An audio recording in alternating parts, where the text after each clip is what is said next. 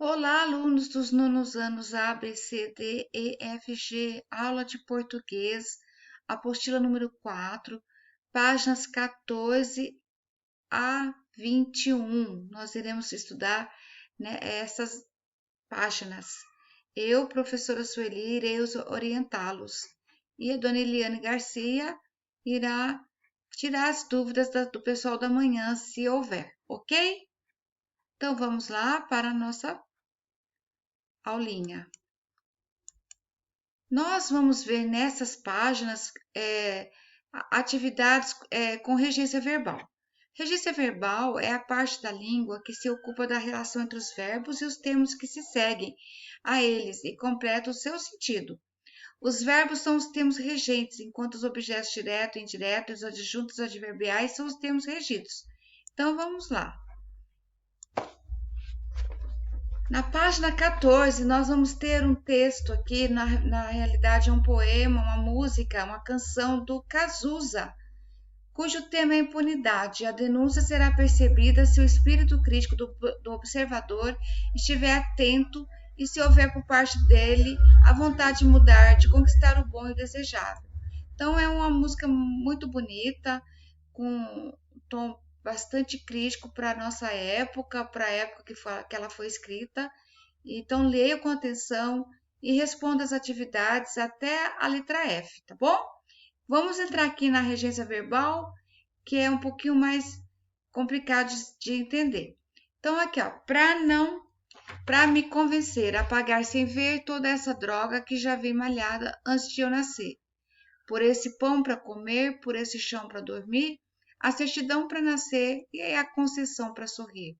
Por me deixar respirar, por me deixar existir, Deus lhe pague.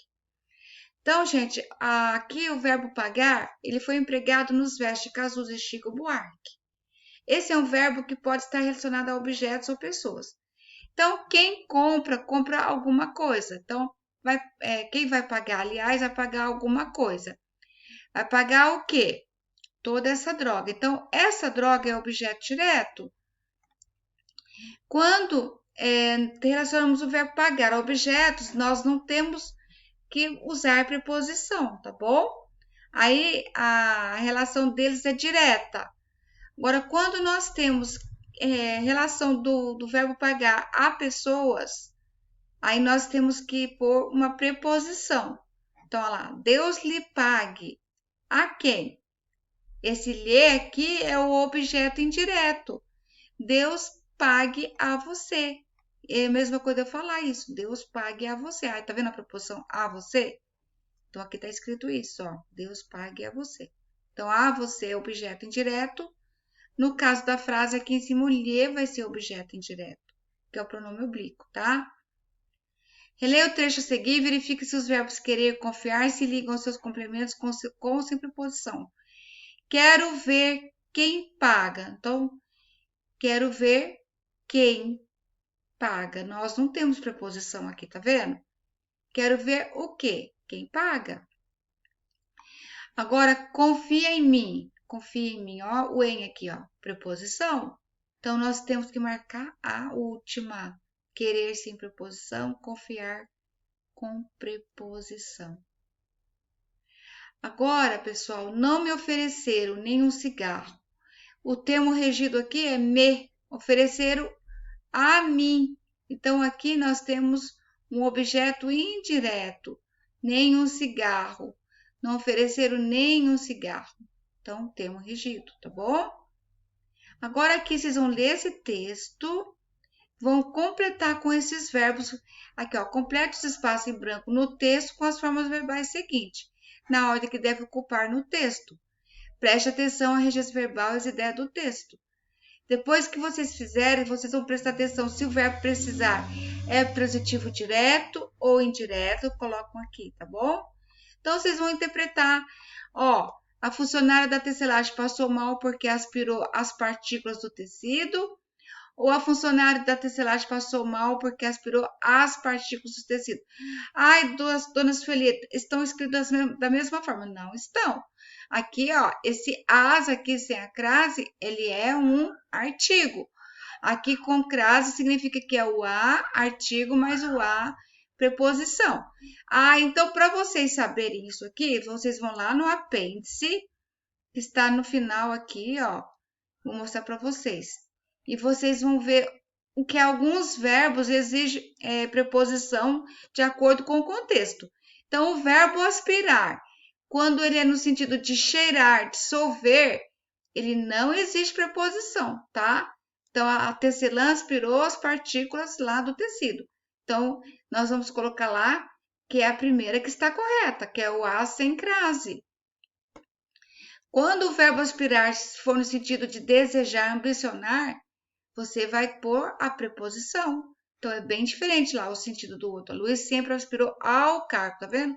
O a com a preposição com o artigo o.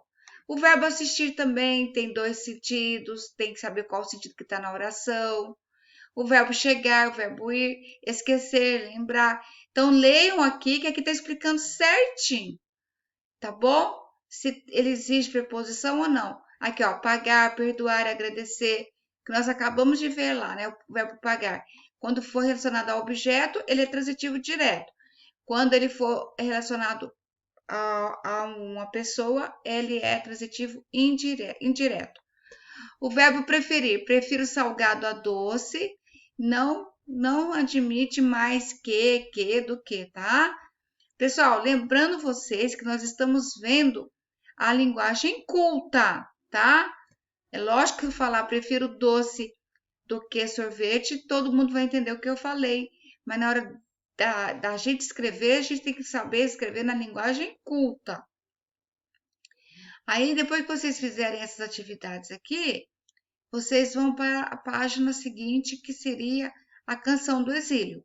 A Canção do Exílio foi escrita por Gonçalves Dias.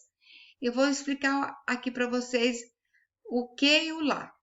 Minha terra tem palmeiras, onde canta o sabiá, as aves que aqui gorjeiam, não gorjeiam como lá. Então, quando Gonçalves Dias escreveu essa canção, ele estava na época do romantismo. Era uma época que os poetas exaltavam muito o lugar que elas viviam, no caso aqui o Brasil. Então, o Brasil está sendo exaltado, há um nacionalismo muito em evidência nesse poema. Então, quando ele fala as aves que aqui gorjeiam, esse aqui refere-se a Portugal, porque eles estavam morando em Portugal. Não gorjeiam como lá refere-se a Brasil, tá? E lembrando que esse poema, aqui, ó, Nossas Várzeas Têm Mais Flores, esse pedacinho aqui está no nosso hino nacional. Então, ele serviu de inspiração também para escrever uma parte do hino nacional, tá? Vocês vão interpretar, então, esse poema, ok? Depois vocês vão ler esta paródia aqui, Vida de Passarinho, e vocês vão interpretar aqui, ó. Qual é a linguagem empregada lá no Gonçalves Dias e aqui no Carlos, tá? Então, vocês vão colocar que a linguagem empregada lá é uma linguagem formal, aqui informal. Como está organizado os textos?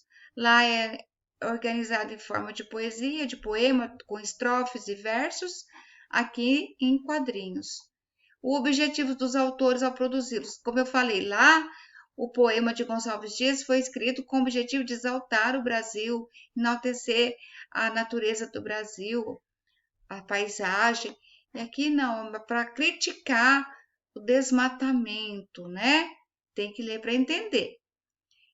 Aqui também vocês vão ver outra intertextualidade sobre a Canção do Exílio, que é a paródia. A paródia ela estabelece uma intertextualidade, pois é um texto que se confronta com as ideias do outro e sua intenção é provocar efeitos de humor ou crítica. Nesse caso, os elementos do texto de Carlos reescrevem os elementos da versão original da Canção do Exílio de Gonçalves Dias, provocando humor. Então, aqui, ó. Minha terra tem Corinthians, onde canta o sabiá, e minha terra tem Palmeiras. Cada um tem o time que quiser, tá? Então, aqui explique como a história de Bidu estabelece a intertextualidade com a Canção do Exílio e qual é a novidade do texto que provoca humor. Então, ela tem intertextualidade porque ela começa com minha terra, aí ela já coloca Corinthians, E depois ele aqui, o Bidu já critica, cada um tem o time que quiser, ok?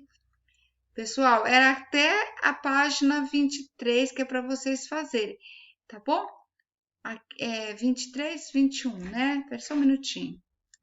É a página 21, pegando um pedacinho da página 22, tá? Então, vocês podem fazer até a número 8 da 22, ok? Tá? Pessoal, então até aqui nossas atividades. Qualquer dúvida, nos procure no WhatsApp ou em sala de aula, quem está frequentando as aulas.